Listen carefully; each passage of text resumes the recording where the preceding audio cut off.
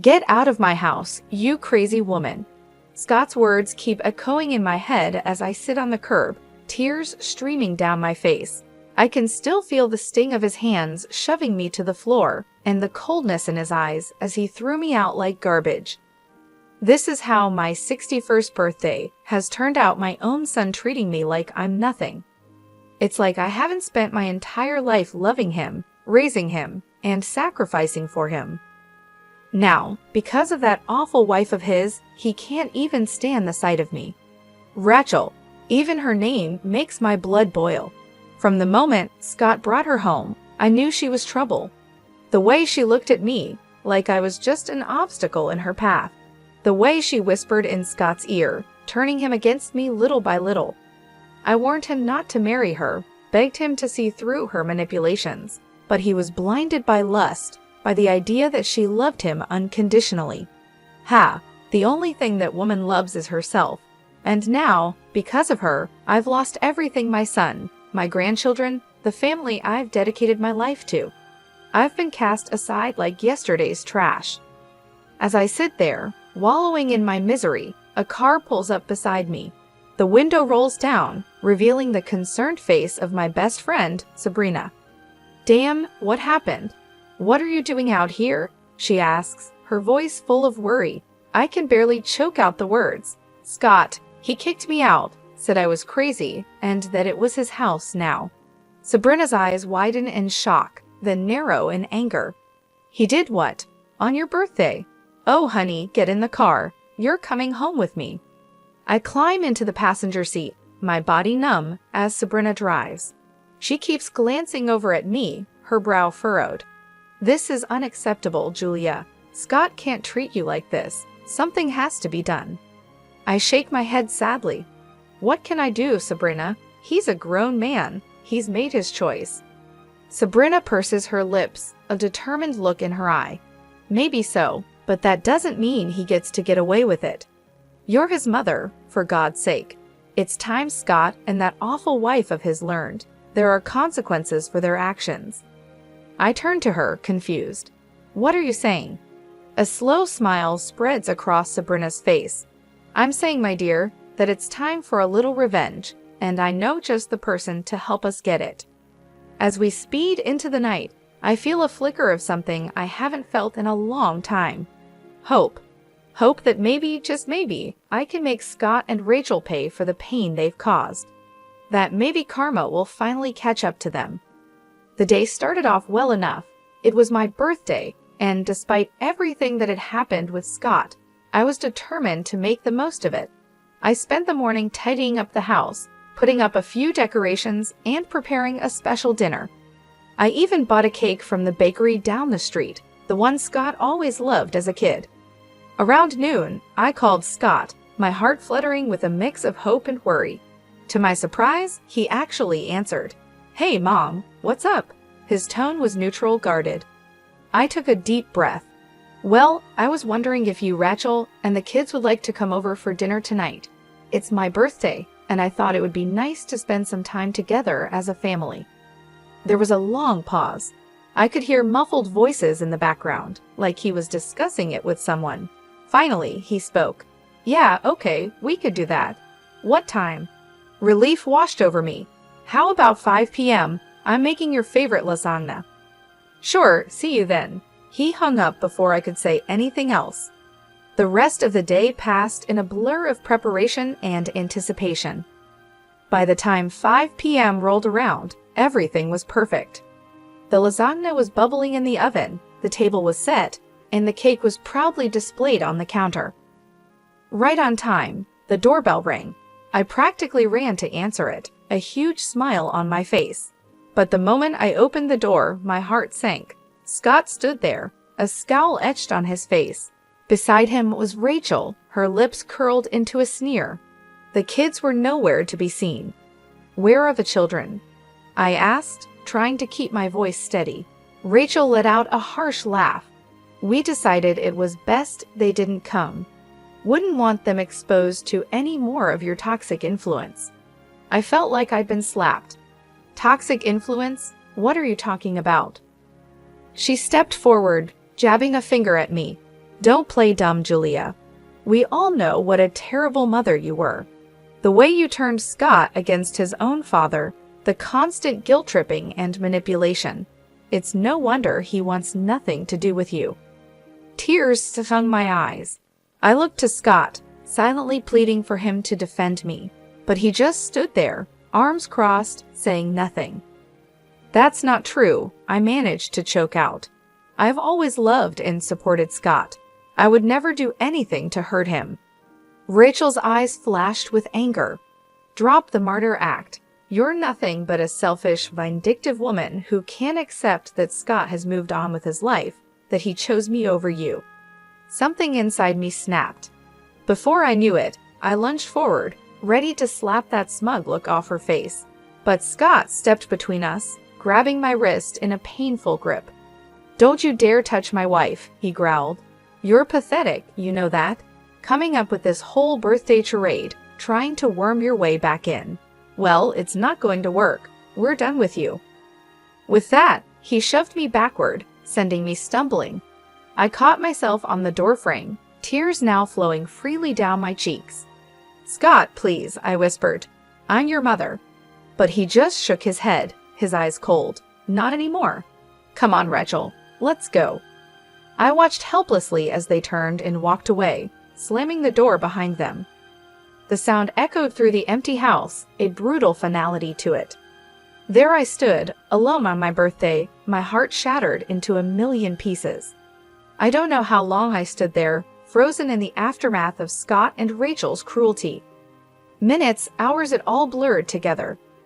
The pain in my chest was unlike anything I'd ever felt before, a deep, aching void that threatened to swallow me whole. Eventually, I managed to close the door, my hands shaking. I stumbled to the couch, collapsing onto the cushions as sobs racked my body. How could he do this to me? My own son, treating me like I was nothing. I hadn't spent my entire life loving and caring for him. The sound of my phone ringing jolted me out of my despair. I glanced at the screen and saw Sabrina's name. For a moment, I considered ignoring it, not wanting to burden her with my problems. But the thought of facing this alone was too much to bear. I answered, my voice thick with tears. Hello? Julia, what's wrong? Did something happen with Scott? The concern in her voice was my undoing. I broke down, the whole story spilling out between gasps and sobs. Sabrina listened patiently, offering words of comfort and support. That's it, she said firmly when I finished. This has gone too far, Julia. Scott and Rachel can't keep treating you like this. It's time for them to face some consequences. I sniffled, wiping my eyes. What do you mean? I mean it's time for a little payback. They think they can just walk all over you, but they've got another thing coming. You're a strong woman, Julia. It's time to start acting like it. Her words ignited a spark within me, a flicker of anger amidst the pain. She was right. I couldn't just sit here and wallow. I needed to do something to take back control. Okay, I said, my voice steadier now. What did you have in mind? I could practically hear Sabrina's grin through the phone. Meet me at the diner in an hour. I've got someone I want you to meet. Trust me, he's going to be a big help. An hour later, I was sitting across from Sabrina in a booth at the local diner. She had a mischievous glint in her eye as she sipped her coffee. So who is this mystery person? I asked, curiosity getting the better of me. As if on cue, the bell above the door jingled. Sabrina waved at someone behind me. There he is now. I turned, my eyes widening as a tall, broad-shouldered man approached our table. He had a rugged look about him, like someone who had seen his fair share of trouble. Julia, meet my brother James, Sabrina said, gesturing for him to sit. James nodded at me, his gaze assessing. Sabrina filled me in on your situation. I'm sorry to hear about what your son and his wife did. That's rough. I shrugged, trying to appear nonchalant even as the pain twisted in my gut. It is what it is, but Sabrina seems to think you can help.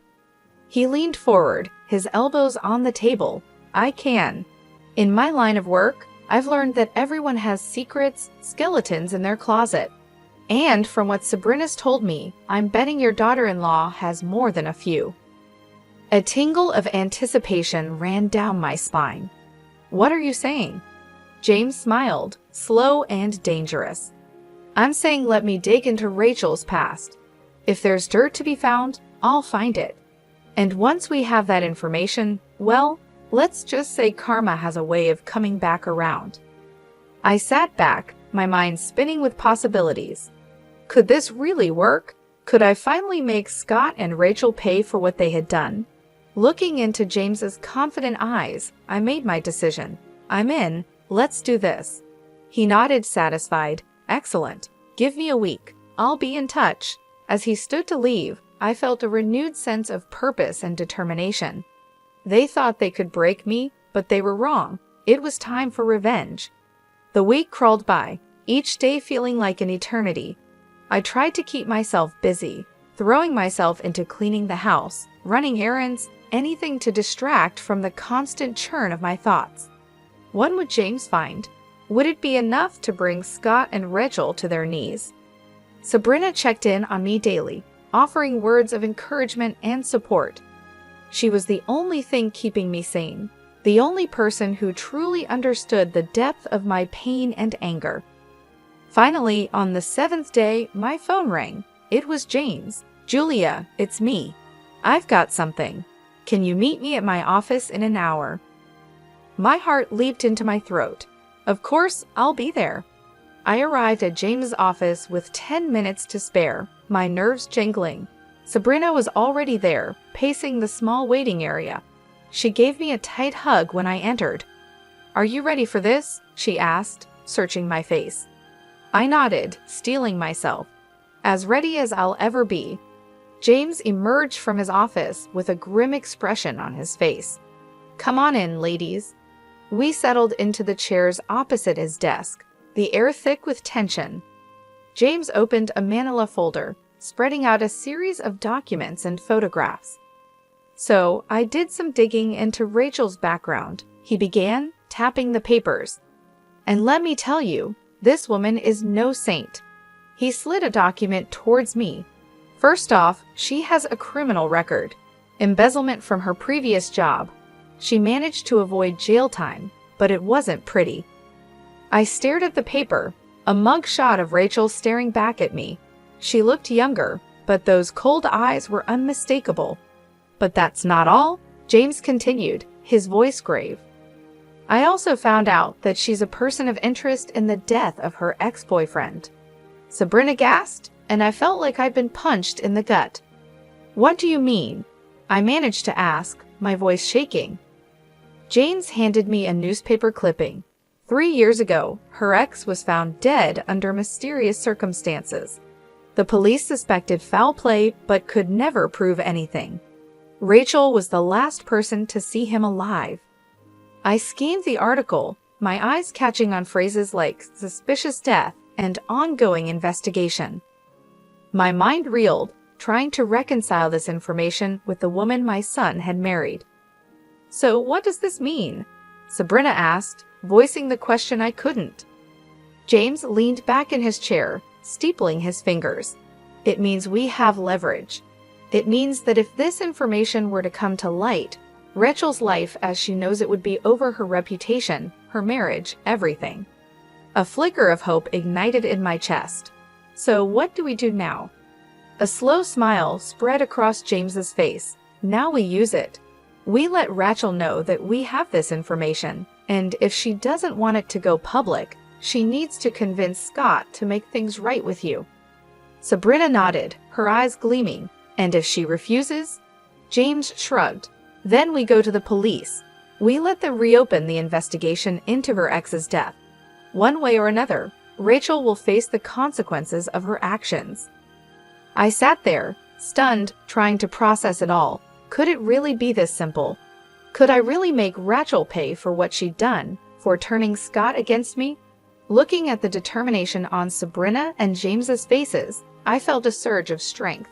They believed in me, believed that I deserved justice, and for the first time since that awful birthday, I believed it too. Let's do it, I said, my voice steady. Let's make them pay. James grinned, a predatory gleam in his eye. Excellent. Give me a day to put everything in motion. By this time tomorrow, Rachel won't know what hit her. As we left the office, Sabrina squeezed my hand. You're doing the right thing, Julia. Don't ever doubt that. I squeezed back, feeling a sense of purpose and righteous anger. They had picked the wrong woman to mess with. It was time for Rachel to learn that lesson the hard way. True to his word, James called me the next day. It's done, he said, a note of satisfaction in his voice. I sent all the information to Rachel, along with a little message letting her know that if she doesn't want it to go public, she needs to convince Scott to make amends with you. I felt a mix of excitement and nervousness. Do you think it will work? Only one way to find out, James replied. But trust me, with the dirt we have on her, she'd be crazy not to comply. I hung up, my mind racing. Would Rachel really cave? Would she really force Scott to apologize and make things right? A part of me dared to hope, even as another part whispered that it was too good to be true. Hours passed with no word. I paced my living room, jumping at every sound, convinced it was the doorbell or the phone. But as evening fell, there was still nothing. Just as I was about to give up and go to bed, there was a pounding at the door. My heart in my throat, I opened it to find Scott standing there, his face full of anger. What the hell did you do? He snarled, pushing past me into the house. I stumbled back, caught off guard. What are you talking about? He turned on me, his eyes blazing. Don't play dumb. Rachel told me everything about the private investigator, about you digging up her past. What? You thought you could blackmail her into making me forgive you? I stood my ground, lifting my chin. I didn't blackmail anyone. I simply let her know that her actions have consequences, that she can't just destroy my life and get away with it. Scott let out a harsh laugh. Destroy your life? Are you serious? You're the one who's trying to destroy our marriage, our family. First with your constant guilt-tripping and manipulation, and now this. Anger surged through me, hot and bright. I'm not the one who turned you against me, Scott. That was all Rachel. She's poisoned you.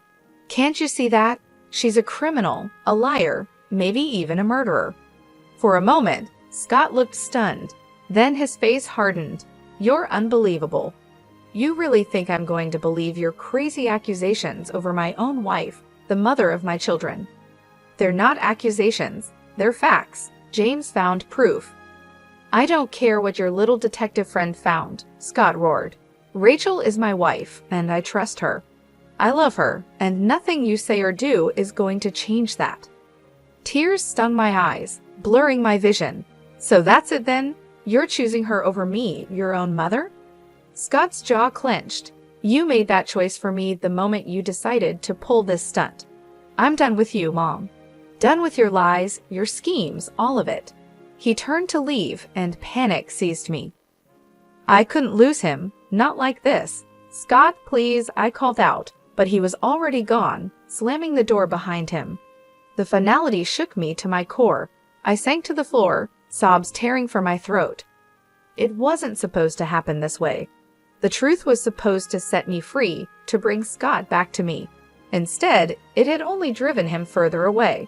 Through my tears, I heard my phone ringing. It was James. I answered, my voice thick and shaky. Julia, what happened? Did it work? A bitter laugh escaped me. No, it didn't work. Scott, he's gone. He chose Rachel. There was a pause, then James spoke, his tone determined. Then we move on to Plan B. We go to the police, get them to reopen the investigation into Rachel's ex's death. I shook my head, even though he couldn't see me. What's the point? It won't change anything. Scott made his choice. This isn't about Scott anymore, James said firmly.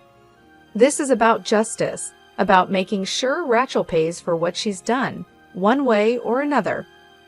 I closed my eyes, exhaustion and grief washing over me. Could I do it?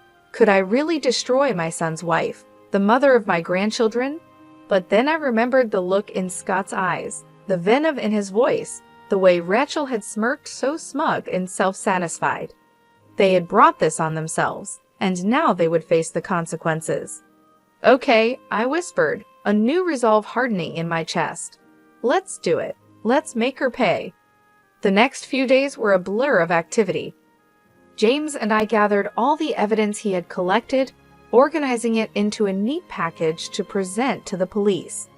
Sabrina was a constant presence, offering support and encouragement when my resolve wavered. Finally, the day arrived. We walked into the police station, heads held high, ready to blow the lid off Rachel's sordid past. The detective listened intently as we laid out our case, his brow furrowing as he examined the documents and photographs. When we finished, he sat back, a grim expression on his face. "This is serious stuff," he said, tapping the file. "If what you're saying is true, we have grounds to reopen the investigation into Miss Michael's ex-boyfriend's death." I felt a surge of vindication.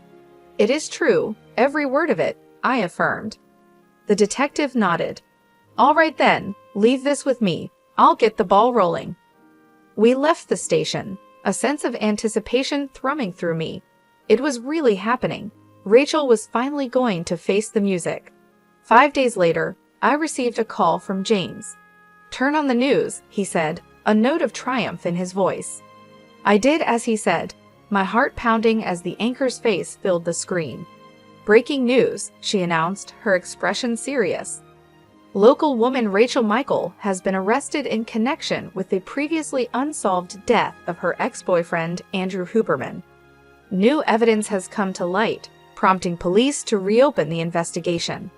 I watched, transfixed, as they showed footage of Rachel being led out of her and Scott's house in handcuffs, her face a mix of shock and anger. Scott followed behind, looking stunned and lost. A fierce satisfaction burned in my chest. She was finally getting what she deserved. But my joy was short-lived. The news report went on to describe how Scott had to use their savings to post Rachel's bail and hire a lawyer. It was a financial blow, one that would undoubtedly strain their marriage. I should have felt guilty, knowing that I had played a part in their hardship. But all I could think was that it served them right. They had brought this on themselves with their cruelty and deceit. Over the next few weeks, I watched from afar as the drama unfolded. Rachel's arrest made headlines, and the court of public opinion was merciless. Speculation ran rampant about her involvement in her ex's death and what other secrets she might be hiding. Scott put on a brave face, standing by his wife in public, but I could see the toll it was taking. He looked haggard, worn down by the constant scrutiny and whispers. A part of me yearned to reach out, to offer comfort and support, but I hardened my heart, reminding myself of the way he had cast me aside, the vicious words he had hurled at me. He had made his bed, and now he would lie in it. One afternoon, as I was returning from the grocery store, I spotted a familiar figure on my doorstep. It was Scott, his shoulders slumped, his eyes red-rimmed. For a moment, I considered ignoring him, pretending I wasn't home, but curiosity got the better of me. "What do you want?" I asked coldly as I approached, my arms laden with bags. Scott looked up, his expression a mix of exhaustion and desperation. "Mom, I need your help." I raised an eyebrow. "Oh, now you need my help. What happened to being done with me and my schemes?" He flinched as if I'd struck him. I know I said some awful things, but this is bigger than that. Rachel's in real trouble, Mom. The evidence against her, it's bad." A flicker of unease passed through me. "What are you saying?" Scott's voice broke. "I'm saying I don't know what to do. The lawyer fees are bankrupting us, and if Rachel goes to prison, I can't raise the kids on my own. I need you, Mom, please." I stared at him, torn between the urge to comfort him and the desire to lash out. He looked so broken, so defeated. But then I remembered the pain he had caused, the way he had abandoned me. I straightened my spine, my voice cold. "You should have thought of that before you turned your back on me. I'm sorry, Scott, but you're on your own. With that, I brushed past him, ignoring his pleas and apologies.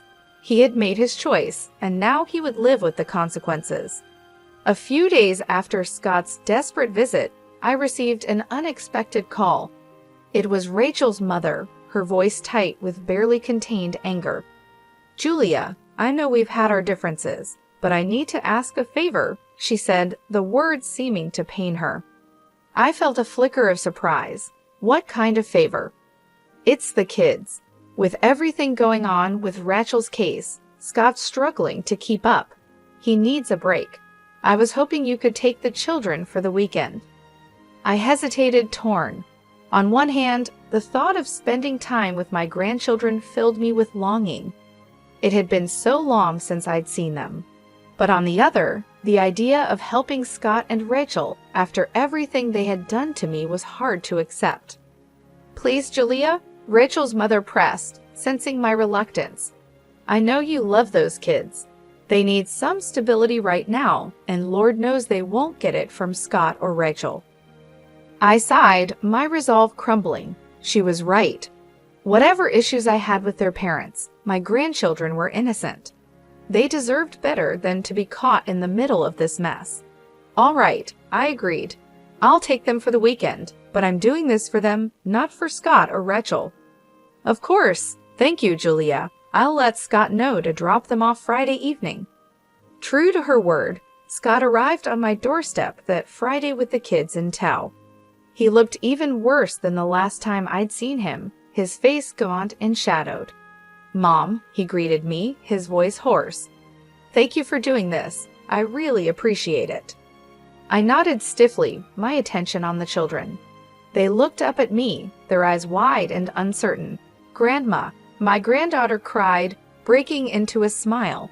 She rushed forward, wrapping her little arms around my waist. I hugged her back, blinking back sudden tears. "Hello, sweetheart. I've missed you." My grandson was more reserved, hovering by Scott's side. I knelt down, opening my arms. "Come here, buddy. It's okay." Slowly, he stepped into my embrace, his small body trembling. My heart ached for him, for both of them. Scott cleared his throat. "I'll pick them up Sunday evening. If anything comes up, just give me a call." I straightened, meeting his gaze coolly. "We'll be fine. Enjoy your weekend." With a final nod, he left, leaving me alone with the kids. I took a deep breath, forcing a smile. Who wants pizza for dinner? The weekend passed in a blur of laughter, games, and stories. For a little while, I was able to forget the drama and heartache, lost in the simple joy of being with my grandchildren. But all too soon, it was over. Scott arrived to collect the kids, his expression guarded as they gathered their things. "Grandma, can we come stay with you again soon? We had so much fun." My granddaughter tugged on my hand. I smiled, smoothing her hair. "Of course, honey, anytime you want." Scott's jaw tightened. "We should get going. Say goodbye, kids." They hugged me tightly, their little faces sad. I watched as they climbed into Scott's car, my heart heavy. As he prepared to leave, Scott paused, turning back to me. "Listen, Mom, about what they said. I don't want you getting any ideas. This was a one-time thing." I bristled, anger sparking. "Excuse me? You think I'm trying to turn them against you?" "Wouldn't be the first time," he muttered. I saw red.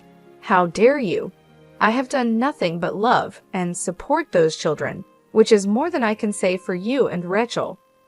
You're so wrapped up in your own drama, you can't even see how much they're hurting." Scott's face flushed. "You have no idea what we're going through. No idea the stress, the pressure." "And whose fault is that?" I cut him off. "You chose this, Scott. You chose Rachel and all the chaos that comes with her. Don't you dare put that on me." He stared at me, his eyes hard. "This isn't over, Mom. I won't let you poison my kids against me the way you did with Dad." With that, he got in the car and drove away, leaving me shaking with rage and hurt. I stood there, watching until the car disappeared from view, a cold determination settling over me. If Scott wanted to play hardball, then so be it.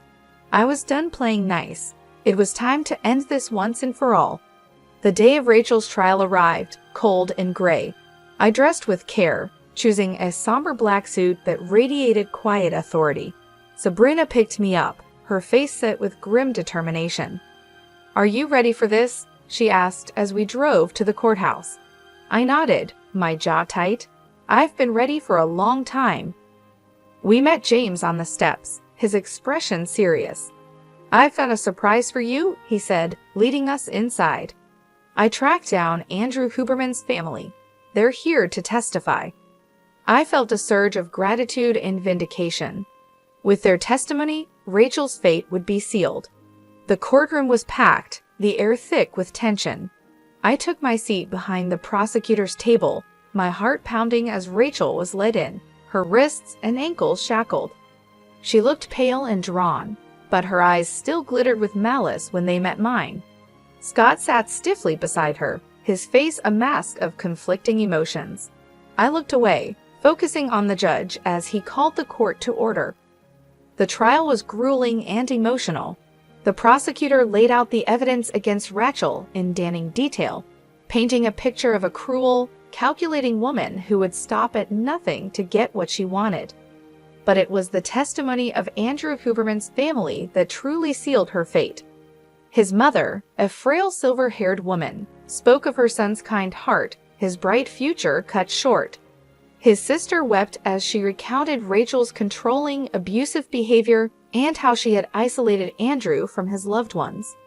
Through it all, Rachel sat stone-faced, her eyes cold and empty. Scott grew more and more agitated, his knee bouncing, his hands clenched into fists. Finally, it was time for the verdict. The jury filed back in, their faces somber. The foreman stood, clearing his throat. In the matter of the state versus Rachel Michael, on the charge of murder in the first degree, we find the defendant guilty. The courtroom erupted in gasps and murmurs. Rachel's face drained of color, her mouth falling open. Scott leaped to his feet, his chair clattering to the floor. "No," he shouted, his voice raw with anguish. "No, this is wrong. She's innocent." The judge banged his gavel, calling for order. "Mr. Michael, control yourself, or I will have you removed from this courtroom." Scott subsided, collapsing back into his seat, his head in his hands. Rachel turned to him, her expression desperate. "Scott, do something. You can't let them do this to me." But Scott wouldn't look at her, his shoulders shaking with silent sobs. The bailiff stepped forward, preparing to lead Rachel away. I watched with a strange mix of emotions swirling within me. Triumph, yes, but also a hollow sort of sadness. It had come to this, my own son broken and humiliated, his love life in ruins. As Rachel was escorted out, she turned back, her eyes locking with mine. In that moment, I saw the depth of her hatred, the venom in her soul. "This isn't over," she hissed, her voice low and deadly. "I'll make you pay for this, I swear it." I met her gaze steadily, unflinching. "You've already paid, Rachel. You made your choices, and now you'll face the consequences. Goodbye." With that, I turned and walked out, my head held high. It was over. Justice had been served. But even as relief washed over me, I couldn't shake the lingering unease. Scott's anguished face haunted me. Had I gone too far? Had my quest for vengeance blinded me to the collateral damage? I shook my head, pushing the doubts aside. No, Scott had made his bed, and now he would lie in it. He had chosen Rachel and turned his back on me. Now he would have to live with the fallout. I stepped out into the cold gray day, drawing my coat tighter around me. It was time to move on, to build a new life for myself. A life without Scott, without Rachel's toxic influence. A life of my own making.